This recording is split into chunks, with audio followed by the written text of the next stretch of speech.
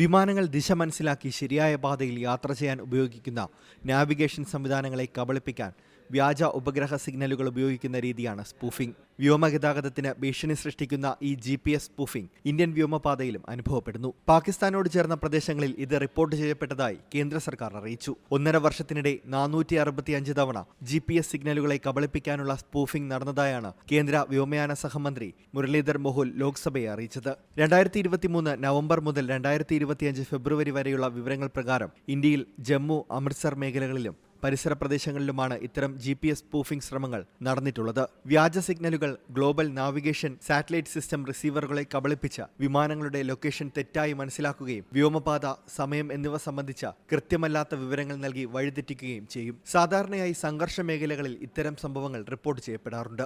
Spoofing ശ്രദ്ധയിൽപ്പെടുമ്പോൾ വിമാന കമ്പനികൾ civil വ്യോമയാന മന്ത്രാലയത്തെ അറിയിക്കണമെന്ന് കാണിച്ച് 2023 നവംബറിൽ സർക്കാർ ഉത്തരവ് പുറത്തിറക്കിയിരുന്നു. സ്പൂഫിംഗ് തുടർച്ചയായി അനുഭവപ്പെടുന്ന മേഖലകളിൽ നടപടികളും ആരംഭിച്ചു.